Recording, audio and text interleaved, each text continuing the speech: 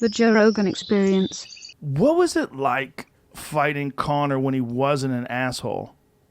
Was that weird? Dude, you know fighting is hectic already. Yeah. You're about to go in there for 25 minutes and you've been training, so you know what's on the line. So it's just a Yeah. lot of pressure. So just it being a little bit more calm for me was smooth sailing, man.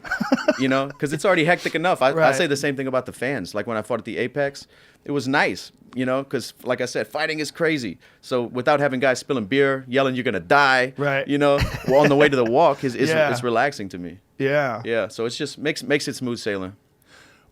So it's not good for him. It's really better for him to be an asshole. Yeah, be an asshole. But it seemed so odd. It's just like he just decided that he respected you and just... But he did the same thing with Cowboy. I thought like maybe this is him just maturing and Right. he's got a few kids now. I think he has one or he does have one on the way. Mm-hmm. Like maybe he's just maturing and he's a different. You know, we all change. Maybe he's a different person. But Yeah, could be. But I think also the amount of shit that he caused in the Khabib fight. I mean, realizing at the end of it what had happened. Dudes jumped into the cage and beat his ass. Guys were jumping. I mean, Khabib jumped out of the cage, got in a fight with Dylan Dennis. It's chaos. I mean, it was so nuts. yeah, And then, you know, what had happened before that with him throwing the cart at the bus and, you know, fights got canceled because broken glass Chiesa got cut. I think a couple other guys got cut with the glass that was flying. It's like he had done so much and fucked up so much. throwing energy cans at press conferences. Remember? Oh, Against that's right. Diaz? Yeah, That's right. Yeah. But that was kind of like minor. compared in to comparison. cutting people with broken glass in a bus. Yeah, But the chaos that he caused is so much. But that had also been a part of what sold fights. Yeah. Like the Jose Aldo fight. He tortured Jose Aldo for months. Remember they did that crazy press conference where they toured all over the world? I and mean, he ripped the picture in yes. half. Yeah. Stole his belt. It's my belt. And by the time they got into the cage, Jose Aldo was afraid. Right. And And his... I wouldn't know, afraid, just overthought. Yeah. Oh, you know, in his own head. In his own head. Yeah. He seemed, compared to what I'd seen from Aldo in the past, he seemed much more nervous, Yeah. much more aware of the magnitude of the moment. And Conor seemed so relaxed. And I felt that same thing, though, the first time I fought Conor. I felt like that. When the bell rang, I was like a deer in the headlights. It's happening. Here we go. All this, you know, all that talk and everything over the months just sat in my head. Yeah. And I just read into it too much, thought too much. And I think that's probably what happened with Aldo.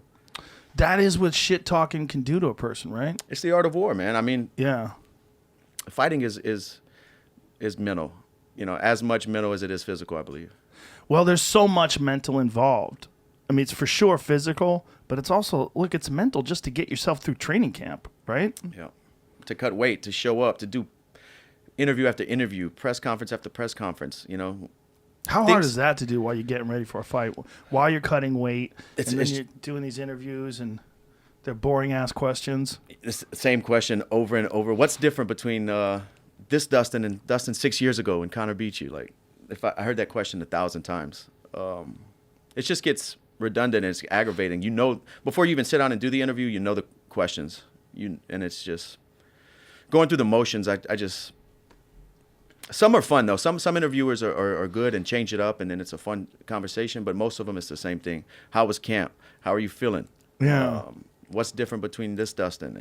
But I don't know how much of that stuff sells a fight either. I really don't.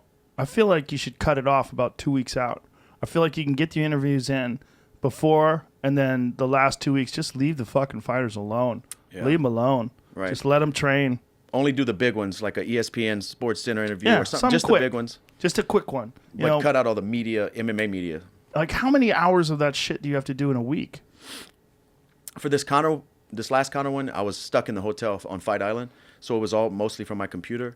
I would say over that whole fight week, 3 hours maybe total. Oh, that's not too bad. No, That's not too bad.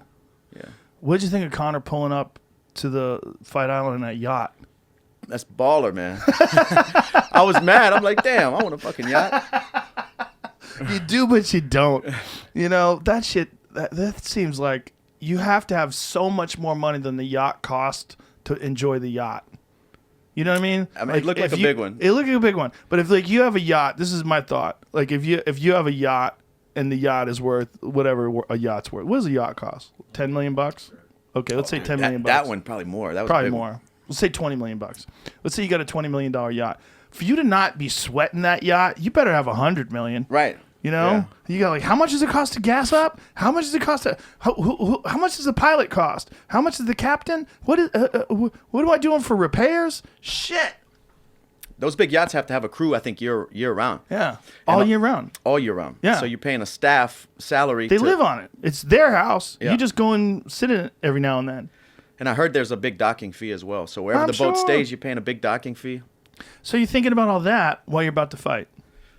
That seems like more money, more problems. He's got that whiskey money, man. He's all right. He does have that whiskey money. Yeah. Though. That is a different thing. He got that whiskey money. Yeah, whiskey money's a different thing. I'm building it up, man. I got the hot sauce money coming in.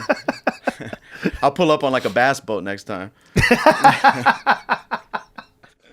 Catch new episodes of the Joe Rogan Experience for free only on Spotify. Watch back catalog JRE videos on Spotify, including clips.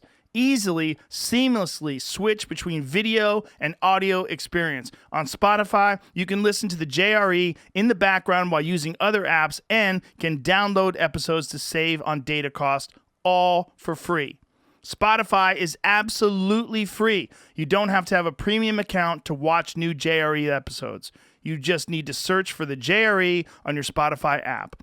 Go to Spotify now to get this full episode of the Joe Rogan Experience.